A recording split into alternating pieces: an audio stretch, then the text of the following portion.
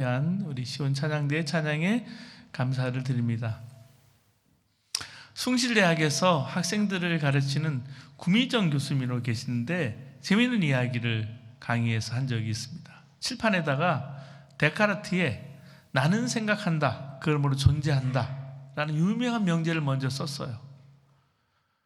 칠판에 나는 뭐뭐다, 그러므로 존재한다, 나는 가로를 쓰고서 나는 뭐뭐다 쓰고는 가로를 채워보라고 하는 거예요. 순간 학생들이 그 데카르트 명제 앞에 당황을 한 거예요. 매일 다람쥐 쳇바퀴 돌듯 습관적으로 사는 터에 갑자기 자기 존재에 대해서 이렇게 가로놓기를 하라니까 당황이 된 거예요. 얼마 지나지 않아서 망설이던 학생들이 답을 시작했어요. 답을 썼어요. 대답하기 시작하는데 한 학생이 이렇게 말했습니다. 나는 취업한다, 그러므로 존재한다. 비장하게 말했습니다. 요즘요, 아무리 박사학위를 가지고도 취업이 잘 안 돼요, 한국에. 그러니까 학생들이 격려의 박수를 쳤습니다. 다음 학생이 답을 쓴 거예요. 나는 연애한다, 그러므로 존재한다. 그러니까 야유와 질투가 막 쏟아졌습니다. 근데 한 힙합풍의 학생이, 그렇게 차려입은 학생, 폭주족 출신의 남학생이 이렇게 썼어요. 나는 질주한다, 그러므로 존재한다. 이렇게 말하니까 강의실이 환호의 함성을 쳤습니다. 그런데요, 가장 많은 지지를 받은 명제는 이것이었다고 합니다. 나는 쇼핑한다, 그러므로 존재한다. 하루라도 뭔가를 구매하지 않으면 좀이 쑤시는 학생들의 세태를 잘 표현한 말인 거죠. 사랑하는 여러분, 인간은 뭔가를 소유하고 싶어 합니다. 제일 먼저 얼리 어댑터라 그러죠. 애플에도 뭐가 제일 먼저 나오면 그걸 제일 먼저 내가 가져야 돼요. 소유냐 존재냐, 여러분 그런 책도 있죠. 이렇게 지금처럼 소유에 대한 욕망이 부풀어진 세상은 없었어요. 여러분 보세요. 하루에도 수백 번, 수천 건 우리는 광고를 통해서, 신문을 통해서, 미디어를 통해서, SNS에도요, 다 광고가 같이 끼어 있어요. 소유하지 못한 이들은 불행한 사람이 됩니다. 그래서 이 구미정 교수가 이런 시대를 풍자해서 이렇게 말했습니다. 구매하라, 그리하면 너와 내 집이 구원을 얻으리라. 살 수 있는 능력이 그 사람의 가치가 되고 존재가 되는 그런 세상이에요, 지금. 10계명의 10계명 중에 여러분 중요한 계명이 있죠. 10번째 거, 너희 이웃의 집을 탐하지 말라. 너희 이웃의 아내나 남종이나 여종이나 소나 낙이나 할 것 없이 너희의 이웃의 소유는 아무것도 탐내지 말아라. 분명히 말합니다. 사랑하는 여러분, 이 욕심이, 탐심이 우리의 마음을 갉아먹고 있는 거예요. 오늘 읽은 본문에 언급된 아간이라는 인물이 나와요. 아간의 죄가 뭘까요? 이스라엘 백성들이 하나님의 기적의 역사로 여리고성을 점령해요. 다음 아이성을 공격했을 때 뜻밖의 여기서 패배를 당합니다. 아이성은요, 여리고성에 비하면 아주 작은 성입니다. 군사들이 다 전쟁터에 나가지 않았을 정도였는데 예상하지 않는 패배를 당한 거예요. 이 패배 후에 여호수아는 너무나 충격을 받습니다. 슬퍼해서 옷을 찢고 주님의 교회 앞에, 법궤 앞에, 하나님 앞에 얼굴을 땅에 대고 엎드려서 저녁 때까지 울부짖는 거예요. 여러분, 여호수아가 이렇게 낙담한 데는 이유가 있었습니다. 그동안 가나안 족속들은 이스라엘이라는 이름만 들어도 간담이 녹을 정도로 그랬었어요.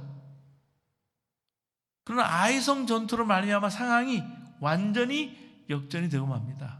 주눅이 들었던 가나안 원주민들이 오히려 담력을 얻고 이스라엘 백성들이 간담이 녹아버리는 상황이 된 거예요.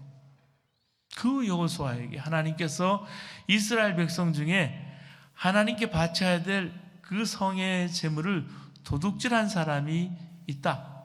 이 사람이 있기 때문에 아이성에서 패배를 했다라고 말씀했습니다. 하나님의 말씀을 듣고 여호수아는 누군가 여리고성의 재물에 손을 대었다는 사실을 알았어요. 찾기 시작했어요. 제비 뽑기를 했습니다. 그 결과 어떻게 됐습니까? 유다 지파가 뽑혔어요.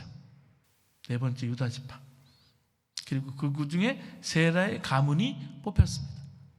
그리고 삽디 집안이 뽑혔습니다. 그 집안 사람들 중에 아간이 드디어 뽑혔습니다. 그래서 아간은 순순히 자기 행위를 고백합니다. 자기가 전리품 가운데 몇 가지를 숨겼다라는 거예요. 시날, 그러니까 메소포타미아 지역에 수입해온 외투 한 벌, 은 200세겔, 50세겔 나가는 금덩이를 하나 숨겼다는 거예요. 1세겔이 11.5g 정도 되니까 은 200세겔이면 2.3kg 되는 거예요. 하기에 요즘 은값과 더불어 금값이 이렇게 폭등을 하고 있잖아요. 50세겔 나가는 금덩이는 575g 되니까 약 153돈이에요. 여러분 요즘 금반지도요, 한 돈이 얼마나 가치가 있는지 아세요? 그래서 요즘은 한 돈짜리 돌반지 못 해줘요. 근데 153돈. 이 보니까 사람이 견물생심이라 그러죠. 그걸 보는 순간 갖고 싶은 거예요. 도덕적인 자아는 눈을 감고 하나님을 속일 수 없다는 엄중한 사실도 떠오르지 않는 거예요. 갖고 싶은 거예요. 결국 온 이스라엘 백성들이 결국은 아골 골짜기에서 아간과 가족과 가축까지 다 돌로 쳐 죽이고 불태웠습니다. 이 사건이에요. 여기서 우리는 질문하게 됩니다. 아간의 죄가 뭘까? 아간의 죄가 도대체 뭐기 때문에 이렇게 벌이 무서울까? 아간의 감춘 물건은 말씀드린 외투와 은과 금덩이에요. 그런데 온 가족과 가축까지 다 돌에 맞아 죽었습니다.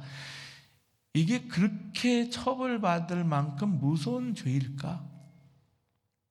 여러분 1907년에 평양 장대현 교회에서 일어난 대부흥운동이 평양 대부흥운동이라고 불려지는 겁니다. 1903년에 원산에서 선교사님들에 의해서 부흥운동이 불쏘시개처럼 번져져서 이제 1907년에 평양 대부흥운동이 일어나는데 그 계기가 있어요.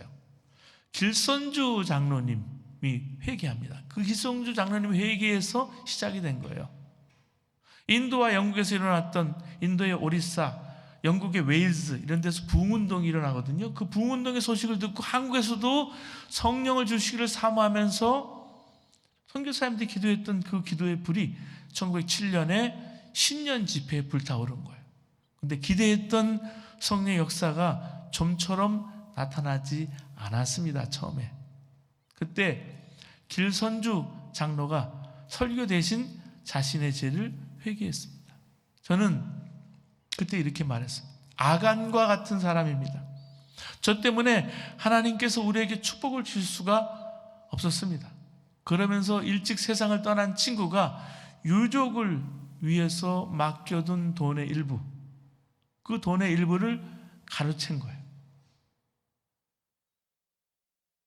그걸 가로채? 근데 자기가 그걸 가로챘다는 사실을 공개적으로 자백을 했습니다. 이 자백이 계기가 돼서 많은 교인들이 자기의 죄를 고백하기 시작했습니다. 참여하기 시작했어요. 내가 아간이요. 아니요, 내가 아간이요. 회개가 새벽 2시까지 끝나지 않았습니다. 여러분, 하나님이요, 우리의 죄를 생각나게 하고 고백하게 할 때 끊이지 않을 때가 있어요. 제가 그랬어요. 어릴 때부터 지었던 죄가요, 필름처럼 다 생각이 나는 거예요. 새벽 2시까지 회개한 거예요. 이게 평양 대부흥운동의 기도의 시작이었어요. 여러분, 아간의 죄가 드러났을 때 그의 고백을 한번 주목해 보시기 바랍니다. 20절 말씀 보시면 아간이 여호수아에게 대답하여 이르되 참으로 나는 이스라엘의 하나님 여호와께 범죄하여 이러이러하게 행하였나이다. 아간이 여리고성의 재물을 숨긴 것이 하나님께 죄를 지은 거라고 고백하고 있는 거예요. 여호수아 7장에 보면 바친 물건이라는 말이 8번씩이나 반복해서 사용되고 있습니다. 이 말이 무슨 말인가 하면 여호수아 6장에서 하나님께서 이스라엘 백성에게 여리고성을 하나님께 희생제물로 바치라고 하신 거예요. 그 말은 여리고성의 모든 성것을 다 불태우고 희생제물로 다 번제처럼 불태우고 그 누구도 그 가운데 있는 아무것도 취해서는 안 된다는 거예요. 이걸 어기면 이스라엘이 전멸당할 거라고 말씀했어요. 사실 사령관 여호수아는 정탐꾼을 보내지 않았습니까? 정탐꾼들은 돌아온 다음에 아주 호기로운 보고를 합니다. 큰 힘을 들이지 않아도 아이성쯤은 정복할 수 있을 겁니다. 여호수아는 한 3,000명쯤 군사를 보내서 아이성을 치게 했어요. 왜냐하면 고고학적 발굴에 의하면 실제로 이 아이성 성읍이 수용할 수 있는 인구가 고작 1,000명 정도 되는 거예요. 1,000명 정도 되는 성 가득해봐야 수용 인원이 3,000명 보내면 3대 1이잖아요. 끝나는 거예요. 전술적으로 꽤 괜찮은 조치였습니다. 하지만 결과는 패배였습니다. 최초로 경험한 이 패배 때문에 이스라엘 백성들이 가슴이 오그라들고 여호수아도 예외가 아니었습니다. 그는 실패하면서 옷을 찢고 하나님의 궤 앞에 엎드려서 정말 새벽까지 울었다 그랬어요. 장로들도 이 여호수아를 따라서 슬픔에 져서 먼지를 뒤집어 썼습니다. 마침내 여호수아가 입을 열어서 하나님께 질문합니다. 이번 패전을 위해서 주변 부족들은 자기들을 만만하게 볼 것이 분명합니다. 주님의 명성을 어떻게 지킬 것입니까? 여호수아는 패전의 책임이 하나님께 있다는 식으로 불평합니다. 하나님은 패전의 책임이 백성에게 있다고 말씀하시는 거예요. 7장 11절 말씀 보시면 이스라엘이 범죄하여 내가 그들에게 명령한 나의 언약을 어겼으며 또한 그들이 온전히 바친 물건을 가져가고 도둑질하며 속이고 그것을 그들의 물건들 가운데 두었느니라. 누군가가 하나님께 드려야 될 것을 사치한 거죠.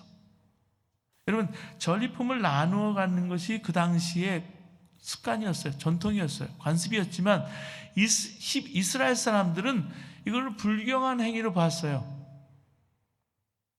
지난번 트리니티 우리 성경학교 때에도 지난 시간에 말씀했지만 전쟁은 하나님께 속한 것입니다. 인간의 전쟁이 아니에요. 성전이에요. 그래서 전쟁을 수행하는 건 인간이지만 그 승패는 하나님께 달려있다고 믿는 거예요. 고대 근동 지방의 전통도 마찬가지였습니다. 전쟁의 승리를 거둔 신은 다른 신들에게 속해 있던 것을 불태워 없애므로써 자신의 지배권을 확실하게 가져오는 거예요. 그 당시의 고대 근방의 전통이기도 했습니다. 근데 누군가가 이 규정을 어긴 거예요. 뭐 때문에? 탐심 때문에, 욕심 때문에. 한 사람의 욕심이요, 전체 공동체를 위험에 빠뜨린 거예요. 여러분, 이 말씀을 쭉 읽어보세요. 말씀 묵상해 보면 여리고성이 무너졌을 때 여리고성의 재물에 손을 댄 사람이 아간 한 사람뿐이었다는 사실에 먼저 놀라게 됩니다. 여러분, 그렇지 않습니까? 사람한테는 누구나 욕심이 있어요. 탐욕이 있는데 그 많은 이스라엘 백성 중에 여리고성의 물건에 손을 댄 사람이 아간밖에 없는 거예요. 말이 돼요? 그 말은 당시 이스라엘 백성들에게 하나님의 존재가 너무도 생생하게 믿어졌다는 말이에요. 요단강이 말랐습니다. 여리고성이 함성 한 번에 마지막 바퀴를 돌고 무너졌어요. 그걸 봤어요. 직접 봤어요. 그걸 직접 본 사람들이 하나님을 어떻게 경외하지 않을 수 있겠어요? 이렇게 생각하고 나니까 그런 상황에서 아간 같은 사람이 생긴 게 기가 막힌 일인 거예요. 아간은요, 요단이 멈추는 것을 봤습니다. 할례도 받았어요. 여리고성이 무너지는 것도 직접 눈으로 보았습니다. 그런데 하나님께서 손대지 말라고 한 것을 훔쳤어요. 아간은 자기가 제비 뽑히기 전까지는 먼저 죄를 고백하지 않았습니다. 어지간하면 삽디 집안까지 제비가 뽑히면 점점 좁혀오잖아요. 자백할 만하지 않습니까? 마지막까지 회개하지 않고 자기 죄를 숨기려고 했던 거예요. 아간은 단순히 도적질을 한 것이 아닙니다. 불태워야 될 성물을 가진 거예요. 그러니까 그 아간 자신도, 가족도, 소유도 불태워질 수밖에 없었다는 사실입니다. 불태울 재물을 바쳐야 될 재물을 왜 가졌느냐 하는 말입니다. 근데 여러분, 그러면 나는 아간 같은 사람은 아니야, 그렇게 넘어가고 여러분 끝낼까요? 오늘 살아가는 우리는 어떨까요? 내가 아간처럼 하나님 놀라운 기적을 생생히 경험했다면 나는 이렇게 신앙생활하지 않을 것입니다. 그렇게 얘기할 수 있을까요? 아니에요. 여러분, 그런 말을 할 사람이, 자격이 있는 사람이 누가 있을까요? 우리는 아간보다 더 놀라운 하나님의 역사를 경험하고 체험하고 누리고 살면서 아간처럼 살고 있는 거예요. 하나님의 독생자 예수 그리스도가 십자가에서 우리를 죄를 위해서 죽으셨습니다. 그 은혜로 우리가 영생을 얻었고 주 예수님이 우리 안에 임하셔서 생명이 되셨습니다. 그래서 우리가 하나님 믿게 됐고 예수를 사랑하게 됐고 오늘도 이렇게 예배를 저와 여러분 드리고 있는 거예요. 이보다 더 큰 은혜가 어디 있어요? 이보다 더 큰 복이 어디 있어요? 이보다 더 큰 기적이 어디 있겠어요? 근데 하나님 앞에서는 도저히 할 수 없는 말을 하고 거침없이 거친 행동을 서슴없이 하는 사람들을 여러분 보면, 은밀히 죄를 짓고 사는 사람들을 보면 그 사람이 아간이지 누가 아간이겠어요? 우리가 하나님 앞에 회심할 때 내가 깨닫게 되는 게 있어요. 아, 다른 사람이 아니고 길선주 장로님처럼 내가 아간이구나. 내가 아간이었습니다. 사람들 앞에서는 그럴듯하게 보이는 목사이지만 사람들이 보지 않을 때는 제 모습은 일상 죄인과 다를 바가 없었어요. 하나님 믿는다고 말은 했지만 실제로 제가 믿는 것은 따로 있었어요. 육신의 아버지일 수도 있고요, 내가 믿고 기대하는 것들일 수 있어요. 그 모든 것들을 내려놔야 되는데 내려놓지 않고 붙잡고 귀중한 하나님도 믿으려고 하는 거예요. 영원한 것을 붙잡으면 내가 가지고 있는 것들을 놔야 되는데 아간처럼 붙잡고 있는 거예요. 여러분, 하루속히 이런 영적 상태에서 내가 벗어나야 됩니다. 하나님께서 아간의 죄를 이스라엘 전체의 죄로 보셨어요. 간주하셨어요. 이스라엘이 죄를 지었다. 그래서 13절 말씀 보시면 이스라엘 백성들을 정결케 하라고 했습니다. 하나님께 원하신 것은 아간 한 사람을 죽이는 거, 멸하는 게 아니었습니다. 이스라엘 백성들 안에 아간과 같은 믿음, 겉으로는 하나님 백성이지만 하나님 자녀이지만 속마음은 전혀 하나님을 믿지 않는 그 마음을 정결케 하라, 제하라, 거룩하라, 거룩하게 하라는 말씀. 여러분, 우리 자신의 육신이 얼마나 강한지, 세상이 얼마나 악한지 우리가 명심하고 살아야 합니다. 여러분, 이스라엘 유학하던 목사님이 한 목동으로부터 들은 이야기를 한 적이 있습니다. 깻묵 있잖아요. 깻묵을 보관하고 있던 헛간에 불이 붙었습니다. 불이 붙었는데 양떼들이 이 깻묵 타는 고소한 냄새를 맡고 달려온 거예요. 이 불타고 있는 깻묵 이 더미 안으로 양떼들이 몰려드는 거예요.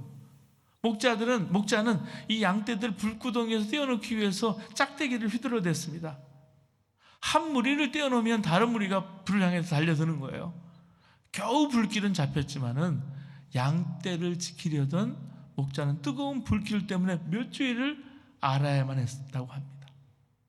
그날 그토록 목자의 음성을 잘 알아들었던 양들이 목자가 짝대기 막대기를 휘두르면서 가로막는데도 불구덩이에 달려드는 걸 보고 정말 자기는 깜짝 놀랐대요. 이 목자가. 고소한 깻묵, 이 냄새 때문에 목자의 음성도 거부하는 거예요. 여러분, 이것이 나 자신이에요. 우리입니다. 한번 자기 생각에 사로잡히고 욕심에 눈이 멀면 주님이 보이지 않고 주님의 음성이 들리지 않는 거예요. 그러다가 삶이 무너지고 마는 겁니다. 사랑하는 여러분, 누구를 만나든 무슨 일을 하든 항상 주님과 내가 함께 하시는 것이 여러분은 믿어지십니까? 만약 그렇지 않으면 정말 두려운 삶을 살고 있는 거예요. 아간처럼 살고 있는 거예요. 히브리서 11장 27절에 모세는 보이지 아니한 자를 보는 것 같이 하여 참았으며 라고 말했습니다. 이 믿음이 우리에게 필요합니다. 여러분, 삶에 아이성의 패배와 같이 이해할 수 없는 패배가 일어날 때가 있지 않습니까? 그렇다면 내가 아간의 죄를 짓고 있지 않은지 청산해야 합니다. 문제의 뿌리를 제거하지 않고는 어떤 승리도 기약할 수 없다는 걸 알게 된 여호수아는 그 죄인을 찾기 위해서 지파별로 여러분 소집하고 제비를 뽑게 하지 않았습니까? 결국은 이 원수적인 과정을 통해서 아간이 범인인 것을 알게 된 거예요.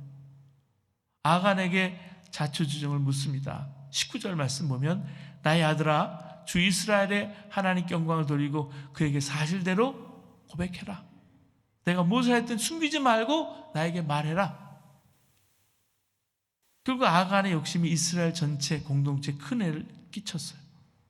자기도 모르는 사이에 백성들을 괴롭히는 자가 되었습니다. 사람들은 그를 아골 골짜기로 끌고 가서 돌로 쳐 죽였습니다.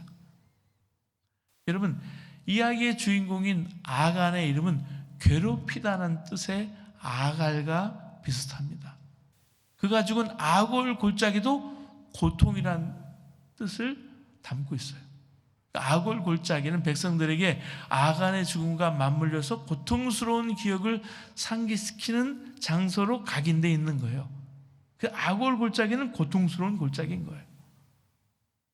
그러니까 한 사람 개인의 욕심이 한 공동체에게 얼마나 큰 피해를 끼쳤는지 역사적인 이름이 된 거예요. 아골 골짜기가.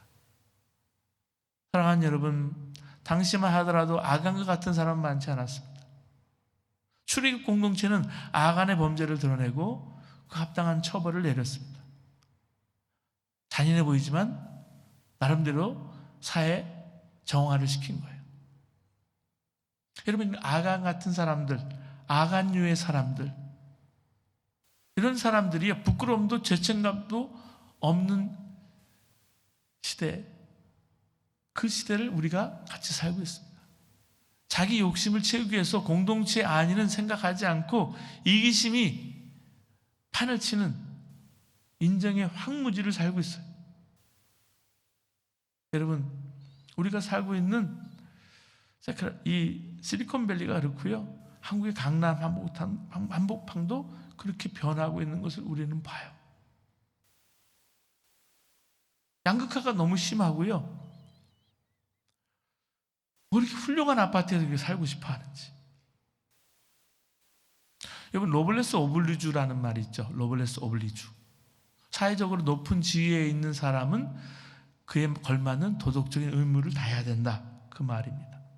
돈 많은 사람들, 많이 배운 사람들, 지위가 높은 사람들, 그들은 자기들이 누리는 많은 것들이 다른 사람들의 희생을 통해서 얻어졌다는 사실을 알아야 한다는 말이에요. 그 고마움을 모르면 사람이 아닌 거예요. 가진 것, 배운 것을 필요한 이들에게 그저 나눠주려는 마음이 있어야 돼요. 아간류의 사람들은 남을 배려할 줄 모릅니다. 제 좋을 대로 삽니다. 공동체를 위해서 자기를 제한할 줄 아는 것이요, 그게 믿음이에요. 아간은 자신에게 최선이라는 것을 선택을 했어요. 택했지만 그것이 그 죽음으로 이어질 줄은 꿈에도 생각하지 못했어요. 여러분, 이익의 마음이 흔들리면 그물의 함정이 앞에 있어도 보지 못한다는 말씀이에요. 여러분, 우리 모두가 아간이 될 가능성을 가지고 살고 있습니다. 그러나 죄와 싸우고 유혹과 우리가 싸우게 될 때 난 안 되나 봐, 좌절하지 말아야 됩니다. 우리의 본성은 쉽게 바뀌지 않아요. 여러분, 그것이 우리예요. 육체를 가지고 있는 우리.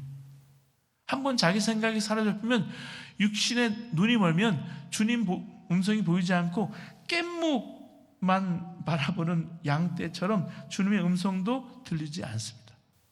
그러다가 삶이 무너져 버리고 마는 거예요.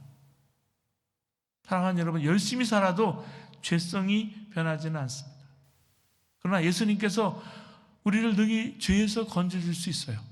바른 길, 잘 되는 길로 주님이 나를 인도해 가시는 거예요. 사랑하는 여러분, 아간을 위해서 아골 골짜기에 음습한 그림자가 느낌이 우리에게 다가올 때가 있습니다.